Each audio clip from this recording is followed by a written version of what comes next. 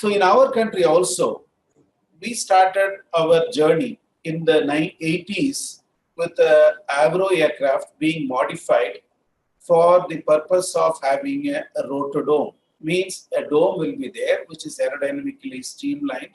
And inside, what you can see in your right side, an antenna, which is having an elliptical aperture is kept, and which is a primary radar antenna. At the back of it, there was a secondary surveillance radar antenna also. What you are seeing, the antenna being mounted on top of the outdoor test range where it is being tested. And what you are seeing below that is the place where in HAL it is getting ready for mounting onto the Avro aircraft. However, the journey of this system, though the phase 1 was only a study phase in 80s, in 90s this airborne surveillance platform, none other than ASP, with an Avro started. It tragically ended in 1999 with a crash. So theoretically, the worldwide, there were systems with the mechanical scanning, which you can see 3 of them, American AWACS, as well as E2 and E3. In addition to that, Russian systems are also there available. While in the other side, early 2000 onwards, started with by Ericsson's of Sweden, what is known as ERI. That has got electronic scanning. What you can see is the flat antenna without any dome fitted onto a smaller aircraft could see on either side plus minus 60 degrees.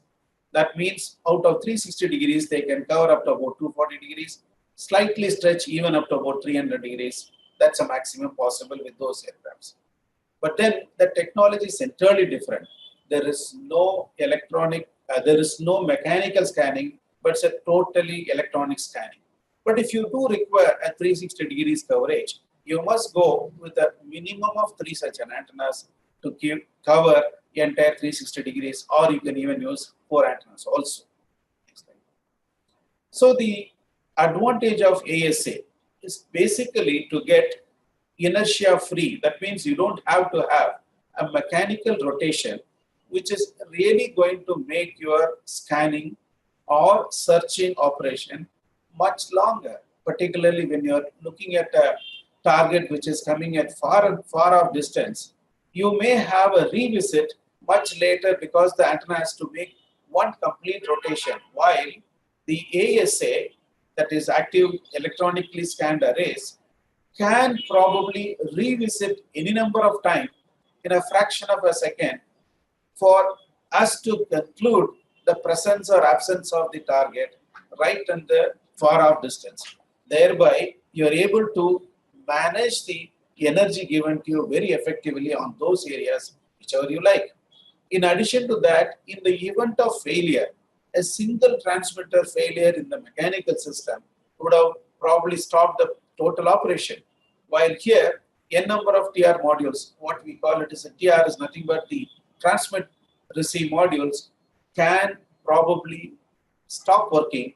In spite of that, we will have what is called graceful degradation. Obviously, the performance enhancement can be there because you may not be unnecessarily wasting your energy all the direction. However, you will spend more time and more energy on the direction of your interest. So going back to the TR module specific, there is a small equipment or a sort of a unit which contains the final transmitting power. If not in megawatt, it is generally in watts, followed by also it will have an LNA. That is the transmit side, simple, smaller wattage level, that is hundreds of watt level transmitter, and the very sensitive receiver, or both are there in a unit. If you can keep them together, multiple of them, then you call it as a sometime transmit receive multi-module. That's what we are calling here TRMM. In this particular example, we have used 8 of them together so that we could have a thermal management effectively distributedly created. Because we are not having a single transmission, the power is getting probably amplified in more than one place. Naturally, the heat source is not going to be concentrated in one place. So the thermal management is excellent in these cases. In addition, this is precisely using what is called gallium arsenide technology, and further we have gone ahead with the gallium nitride technology also. These are all the solid state amplifier devices having got an efficiency of 30 to 50% efficient. What is the advantage of the primary radar having AESA is, as you can see that there are scanning which are not necessarily sequence. You can go in any random sequence and have a revisit on the place of your choice and your interest. When you look at a threat, the threat is to be absorbed again and again till we confirm ourselves that the threat is a real threat or otherwise. So naturally, we have got an ability now with the AESA to have a relook on the targets any number of times. In addition to that, you can enslave your secondary surveillance radar also to the same place to not only identify but also to classify whether it is a threat of what nature also can be classified using the combination of primary and secondary surveillance radar.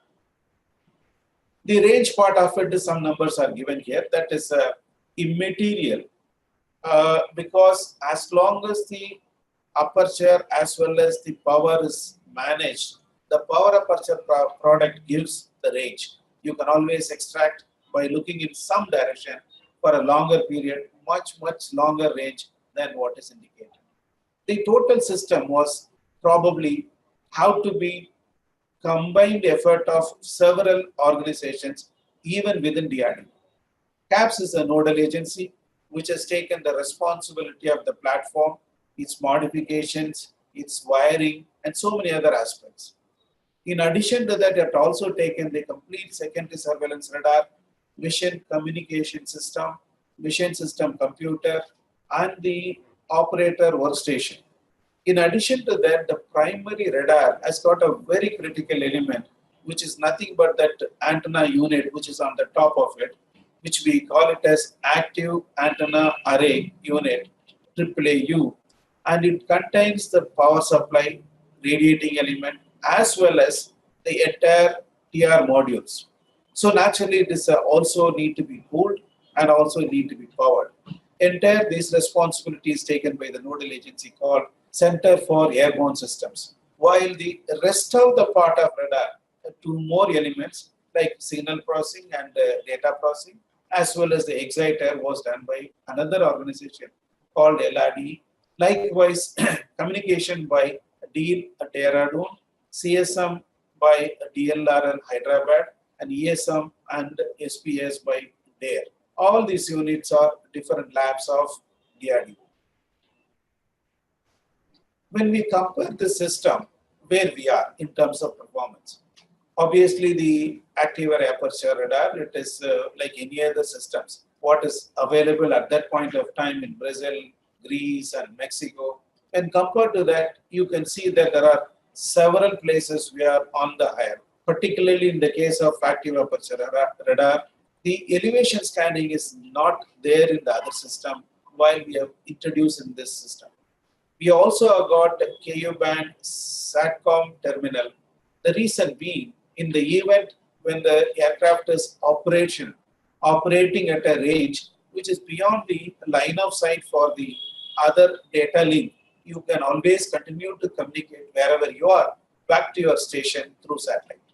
Also, one unique thing in the aircraft itself is IFR, in-flight refueling system, which is not at all existing in any of the Embraer aircraft for that matter till today.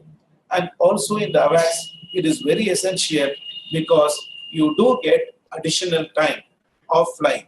Obviously, because you are having an air refueling, you must have some extra seats also. The entire internal is nicely ergonomically designed with the 5 operator stations and 5 rest crew seats, and all the other electronics is nicely packed in a rack form, whereby you cannot see internally any cable or any other hanging things. You will see like any other passenger aircraft, nicely, completely covered, packed nicely in that system. It also gives you very good advantage of noise reduction. Thereby, the personnel working inside has got a comfortable time for working for long periods of serious work. It has got additional 4 tanks of fuel inside, in addition to the wing tanks, to get that endurance extended for a longer period. In addition to the interior, externally, if you look at it, there are a huge number of antennas. Some of them are small. You may not be able to visibly see it, but there are so many sensors out there. The aircraft per se has got about 29 or so sensors, whereas this system has added so many of them. As a consequence, nearly about 80 sensors all over the aircraft is there. The challenge here is, what do we do when we have too many antennas and too many sensors all around the aircraft? How do we avoid the mutual coupling or the interference from one to the other? It could be possible only in case we have 3 things: space, frequency, and time. When I said space, that means if I want one antenna to not linger or communicate with respect to the another antenna, obviously we have to separate them as far as possible. With the given small aircraft, there is a limitation on that. You cannot indefinitely will keep them separate. So there is a limitation. So then what we do is, we try and exploit the frequency, that means the spectrum. When you are operating one radio in one frequency, you try to use the entirely different frequency or far off frequency for the next radio. But then also you got 7 radios simultaneously have to work. Naturally, you have to have a lot more to be done. The last point is time. When we are operating, let us say, radar, when it is pumping huge amount of power, there is always a possibility a receiver in the ESM side may get saturated. So because of the huge power being coming from that radar transmission, so it is possible for us to give a gap or put a notch filter to avoid those areas of frequencies. Whereby doing this, all the 3 combination, we need to take this challenge, and it was indeed a problem. Initially, we had an issue, the aircraft operation. In the height, it used to have some wrong indication, which was wonderfully solved through using a nice filters in the entire operation. Having done this aircraft modification, interior, exterior, the major component, which is probably very critical in this system, is the AAAU, or none other than active antenna array unit, which goes externally. So unlike any other conventional radar antenna where enough of energy would have been spent on designing the antenna per se for its performance as a pattern or a side lobe, or for that matter gain. In this case, yet another dimension has to be looked into. First of all, it has to be aerodynamically very, very streamlined, because it is being an external unit, it is likely to give a drag. Naturally, the aerodynamics has to be taken into account, and the internal aerodynamics also to be taken into account, because we are trying to probably save the energy for cooling, or for that matter the heat removal, by simply using the normal flow of air as the aircraft flies for cooling the electronics, which is a very critical system. Likewise, we have got a radome to be tackled, which has to have the complete transparency as far as the microwave is concerned, but at the same time should have a rigidity enough to protect the antenna. And there are a good number of softwares are there. It should not get corrupted, and there are good number of tiny, very small electronics is there. It should not get burnt. So all these things has to be taken into account in terms of design. Next is mechanically, it is going to get loaded like any other aircraft. Not only the static strength, but also the dynamic load coming from the air load need to be taken into account. When the aircraft landing, the shock and other impact, probably for a rough landing, it may have to take into account much more amount of impact. In addition to that, there's going to be a continuous vibration which need to be taken care of. Likewise, the new things are in the case of environment, rain, as well as lightning and erosion. These are all not necessary for every other antenna we worry for. Whereas in this case, they are the most important, particularly when there is a lightning. If not direct effect, there could be a possibility of indirect effect where the electronics probably can malfunction or totally get corrupted, including the software can happen the same thing. So the care must be taken to see that even under lightning condition, there is no damage happens except could be a small instantaneous glitch is allowed in the system. So the interior, if you look at it, the air goes from the inlet and takes a turn to the down. This is specifically done to ensure the rainwater that goes inside cannot go into the electronics but can go only to the downside. As the particles of the water are going to be heavier, they will not take up to the top, whereas the air alone will go for cooling. And there is a trap for the rainwaters and they get collected and it gets removed. So that is the way of protection from the rain or rainwater soaking directly. However, they are all made in such a way that some amount of spraying of air will not make any difference to the electronics. In addition to that, as the air traverses, it is having a tendency to go towards the end and get exited through the few TR modules which are kept at the end of the entire array. But the design has to be such that we ensure each and every TR module, right from the beginning till the end, it is able to cool in appropriate way. The bottom portions are the design details shown. The hotspots are given to you and how their hotspots are well within the permissible limits of the operating temperature of the elements or the electronics used. In addition to that, in order to get the maintenance done, we have made a wonderful way of removing a particular TR module, not necessarily the entire antenna need to be opened. That's a very, very important aspect, which is a patented item. Next.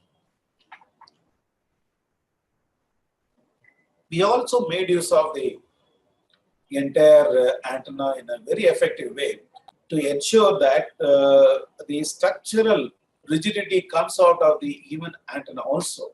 Antenna is nothing but a slotted array which radiates the S-band, whatever the frequency that we are assigning. So it is a basically metallic body. The metallic body given us two advantage. That's why we call it as one of the innovation. One is that it is giving a rigidity for the entire antenna in terms of fluxing and so many other structural point of view. In addition to that, it is also giving a sort of a Faraday cage for the complete electronics inside. So that is the reason why we could be able to achieve very good amount of shielding when there is a lightning effect. We have tested this antenna against the simulated lightning and absolutely no problem for the electronics with this. The actual antenna being tested for various conditions, you could see the slots because the initial or the top layer of the radome is removed in this case. We also could see two different type of slots. We have got one for the primary radar, the other one is for secondary surveillance radar.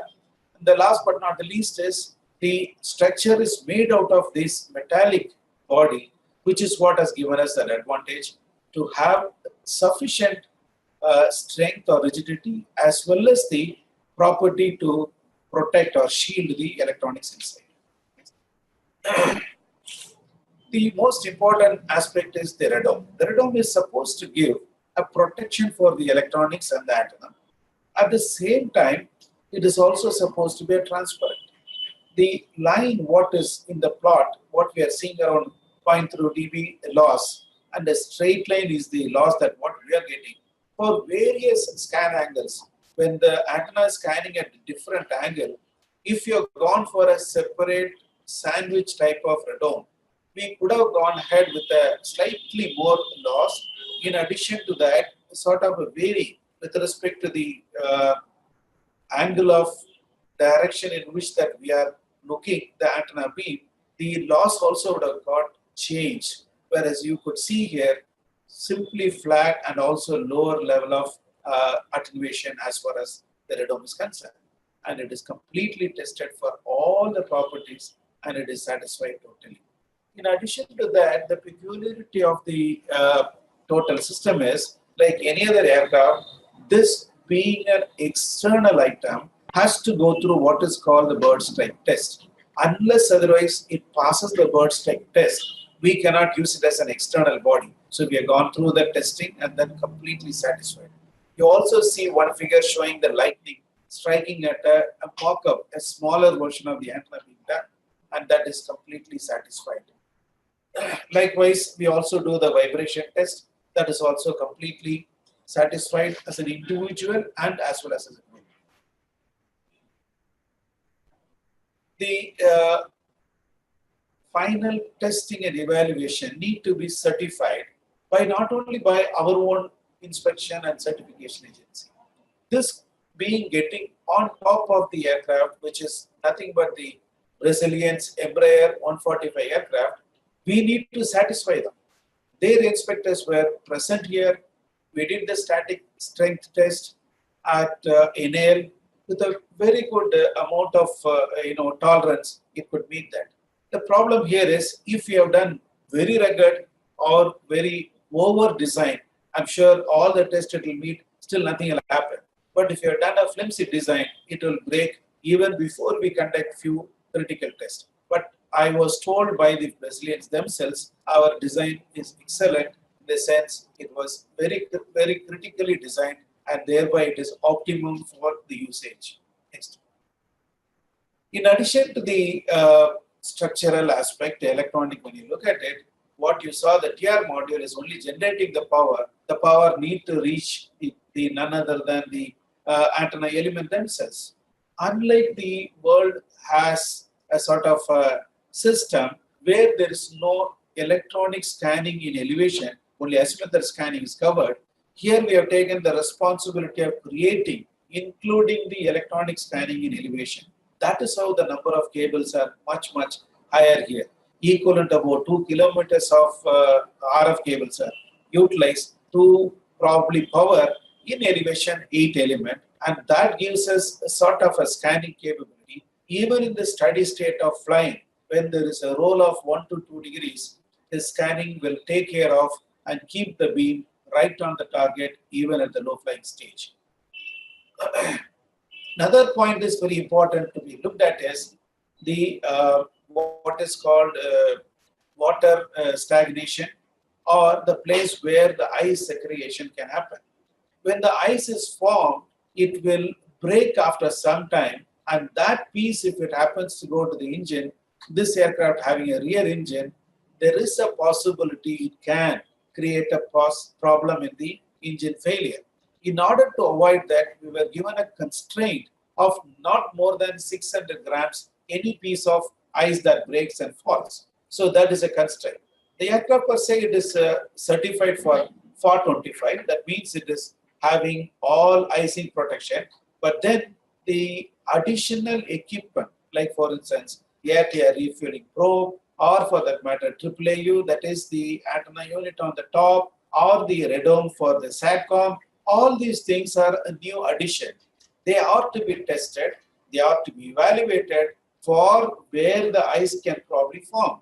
We know very well that ice formation can form and will form in those places where the velocity of the water particle or the moving air is brought to zero. So you can see that red spots or the bright spots shows the places where the ice can be formed and that need to be nullified. That is what the design has to go through. We've gone through that. Next. So if you see that in the case of radome, the places where all the ice can form as the aircraft travels through the icing condition. So those places are to be protected. Next. When we do that, there are possibility of having electrical way of removing the ice, or by using the compressed air or air from the engine can be utilized to break the ice. The second part is utilized because the consuming the electrical power is going to be detrimental for operation of the system, as it is going to consume the available power continuously some amount. So we found that very elegant way of doing through the compressed air. However, in the antenna, lot of changes and modification need to be done to see that the compressed air is taken to the places of interest very much. The picture shows how the bird strike test was conducted. While we conduct, what all the damage can come, what the learning that we have gone through. You can see that there are some sort of honeycomb type of things are visible to you for in the broken dome. That shows that we have kept some sort of shielding, aluminum shielding internally. Naturally, that is also going to give rise to a possibility of peeling or possibility of breakage. So we have to do as some other way of design. That was introduced at that point of time to have sort of a shielding effect, but later we have to have some changes in order to ensure shielding as well as withstanding the bird strike. And that has happened, and we could achieve that in the later version.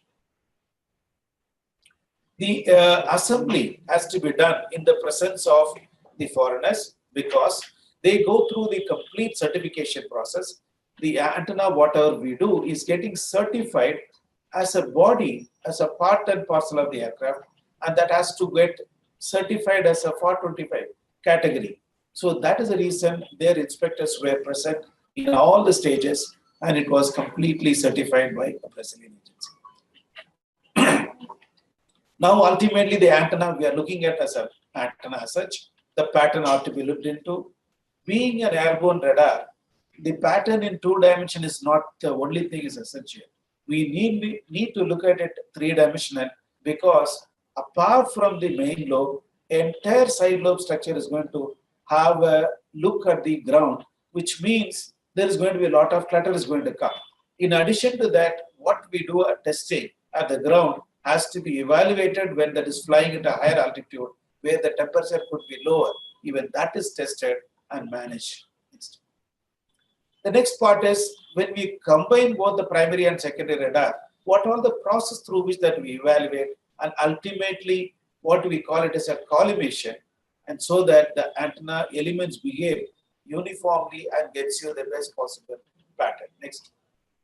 Another important study is the antenna, given a chance from the antenna engineers, should be as away from the body possible. That means infinite distance between the body of the aircraft and the antenna. As far as the aerodynamic structural point of view, it has to be probably inside the aircraft itself. Then only it is the best. But we have to come for a compromise. The study conducted and we evolved a very good distance by which that both aeronautical requirement as well as the electrical requirements were just met. These are all some of the tests and trials carried out. One is in Norway, we conducted the trials for the icing conditions. As you can see that without using the icing, equipment, how the ice will be formed, and then we created that, and finally we cleared that. And the other one is highest altitude at Leh. The takeoff and landing was done, and air-to-air refueling is carried out in several times. In addition to that, the emission, that is for protection against the missiles, is also was conducted using a CMDS or a flare from the aircraft. All those tests were trials were conducted. In addition to that, the radar, the other major important system is ESM system. It also have to have self-protection unit and obviously the radar warning receiver. All were combined, and it gives a 360 degrees coverage for the system. This is specifically how the CMDS is controlled by the pilot. As and when he finds a threat, the cockpit monitor shows you what direction threat is there, and the pilot decides on the software or the type of software what to be used for avoiding the threat. That is what is being depicted here. We also said that we have a communication system. In addition to the line of sight communication, we also have what is called satellite communication. So beyond line of sight also it can be covered, and it is all the time coming to the ground. The mission communication system is nothing but talking to the pilots, giving them instruction, and there are 7 radios are there which operate both in UHF as well as in the HF region. Next.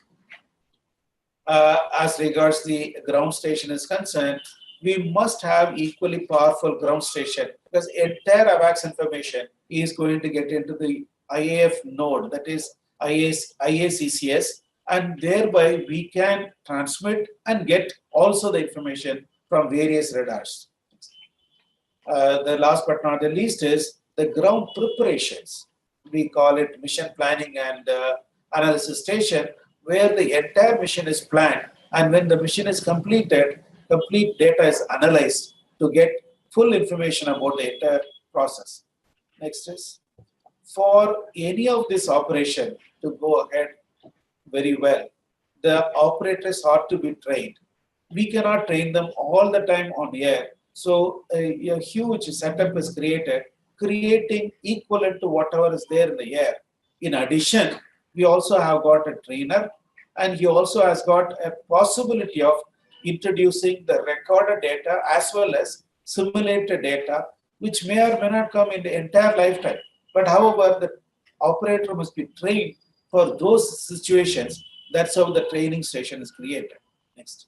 Having done that, all the equipments are very high quality equipments. It may not be possible for us to just test with a very simple methodology or whatever it is. And they are not in hundreds in numbers. So that has to have a very good automated test equipment. Almost entire system can be tested independently or together with this ATE, thereby right at the operator's level itself.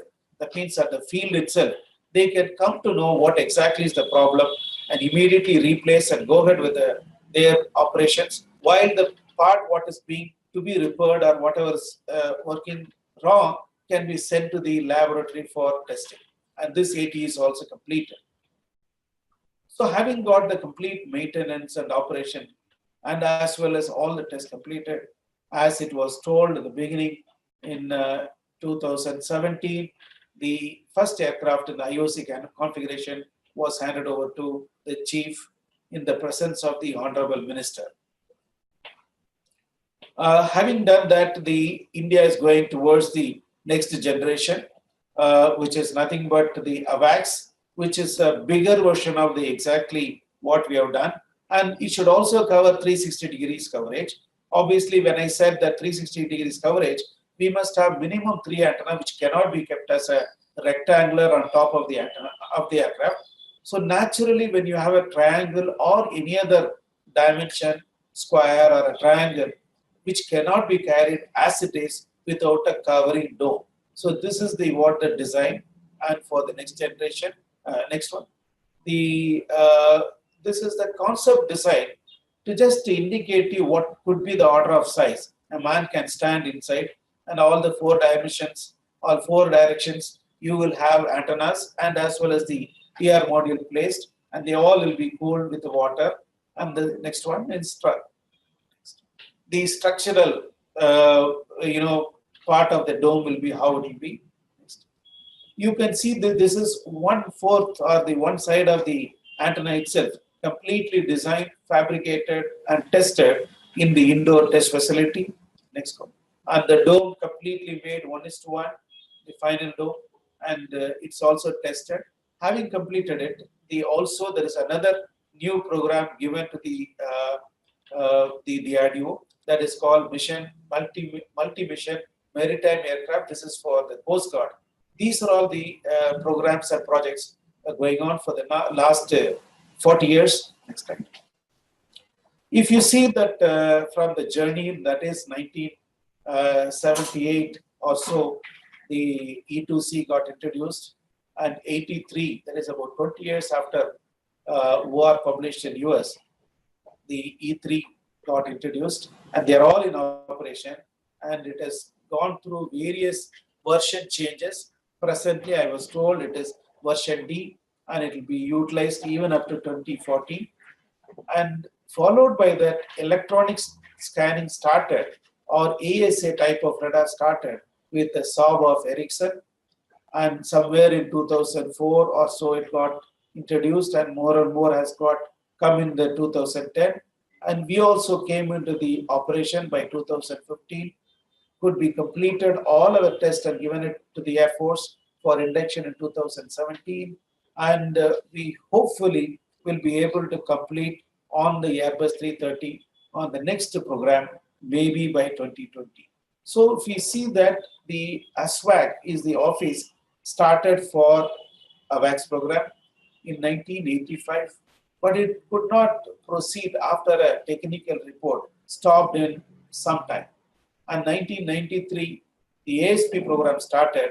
However, it stopped abruptly because of the crash in 1999. In 2007, with the OR finalization, AW&C, we started and we succeeded in inducting it. And hopefully, AWACS India also will go through the process. Fortunately, I have been associated in all the phases, including in the ASP program. Just before the crash, the previous sortie, I myself was flying in that aircraft. Next. So the overall advantage is not only in the procurement cost, but mainly in the maintenance cost. As a matter of fact, when compared to what others have bought in the neighboring country, our system is almost half the cost when compared to whatever the bought out cost, including the complete design and development expenditure. So it is a huge advantage in the initially, more than anything else, in a long-term maintenance, it's going to be much more advantageous, and every possible software and hardware is in our control, we can do wonders. So this is the journey. This is the journey carried out by a group of people in Center for Airborne System, CAPS, of a DRDO, along with various other laboratories of DRDO. In addition, all the other industries, HIL, Bharat Electronics, and other public sectors, in various aspects they were involved. I would like to thank all of them. With this, I would like to conclude. Jai Hind.